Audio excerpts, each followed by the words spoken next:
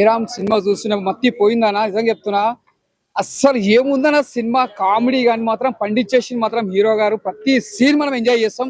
ఇట్లాంటి సినిమా చూస్తే మాత్రం ఫుల్ ఎంజాయ్ చేస్తాం. అంటే ఒక కామెడీ ఎట్లుందో, యాక్షన్ ఎట్లుంది, నిజంగా సెంటిమెంట్ మాత్రం మస్తు పెట్టిండు. తండ్రి కొడుకులు సెంటిమెంట్ మాత్రం అసలు మనం ఎక్స్పెక్ట్ చేయం, అంతా బాగా పెట్టిండు. డైరెక్టర్ ముందు చెప్తున్నా చాలా బాగా తీసేస్తారు సినిమా. అసలు ఎంత తక్కువ ఎక్స్పెక్ట్ చేసే అందరికి సినిమా చూసిన వాళ్ళు చాలా ఎక్స్పెక్ట్ చేస్తారు సినిమా చూస్తే. అంతా బాగుంది నిజంగా చెప్తున్నా. కామెడీ మాత్రం ఇరగదీసేసారు. కామెడీ కానీ మన ఆలీ గారు కానీ ప్రతి ఒక్క యాక్టర్స్ మాత్రం ఎంజాయ్ చేయొచ్చు సినిమా చూస్తే. హీరోయిన్ మాత్రం నిజంగా చెప్తున్నా ఖతర్నాక్ చేసింది. హీరోయిన్ సూపర్ యాక్టింగ్ చేసింది. అంటే ఎక్కడ కూడా బోరింగ్ లేకుండా కామెడీ మా యాక్టింగ్ లో బాగా చేసింది. సాంగ్స్ కానీ ప్రతిదీ మనం ఎంజాయ్ చేస్తాం. అంటే Kiran power May highlight and మూవీలో హీరోయిన్ క్యారెక్టర్ అంటే కొత్త హీరోయిన్ అన్నట్టు అనిపించలేదు. తను చాలా న్యాచురల్ గా చేసింది. అండ్ నరేష్ గారు మీకు బాగా నచ్చుతారు. కొంచెం ఏ సర్టిఫికేట్ అన్నట్టు ఆయన ఉండడం వల్ల ప్లస్ అయింది మూవీకి. అంటే కొంచెం ఇంకా ఏదైనా పెట్టుంటే బాగుండు కానీ అండ్ దీనికైతే ఇది చాలు. దివాళీకి ఎంటర్టైన్ అవడానికి ఇది కంప్లీట్లీ. కిరణ్ గారికి లాస్ట్ మూవీస్ కొన్ని అంటే దిల్రూపా లాంటివి డిసప్పాయింట్ చేశారు.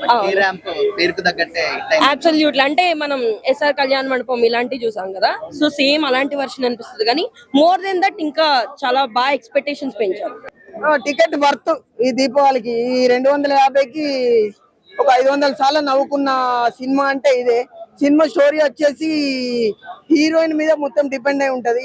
హీరోయిన్ ఒక అబ్బాయి అమ్మాయిని ప్రేమిస్తే ఆ అమ్మాయి పెట్టే రూల్స్, నువ్వు లవ్ చేసిన తర్వాత కూడా ఇలాగే ఉండాలి అని పెట్టే రూల్స్ హీరో ఓకే అని చెప్పేస్తాడు నార్మల్ గా.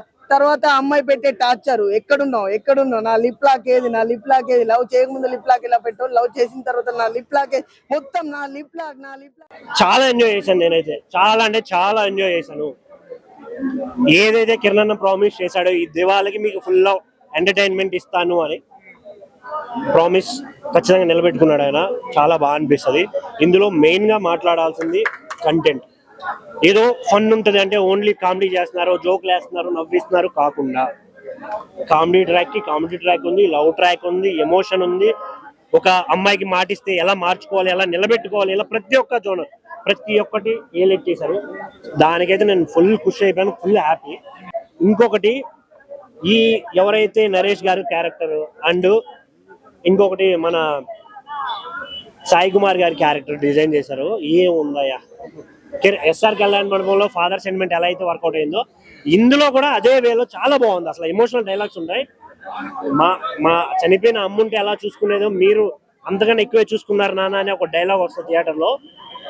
చాలా హ్యాపీ అనిపిస్తుంది. చాలా మంది ఫాదర్స్ కి, చాలా మందికి అలాంటి ఎమోషన్ ఉండదు. అది నాకు బుర్రపాటు తెప్పించాడు కేరామ్ అంటే కిరణ్ అబ్బవరం కాదు, కిరాక్ ర్యామ్, ఖతర్నాక్ ర్యామ్, కోట్లు ర్యామ్.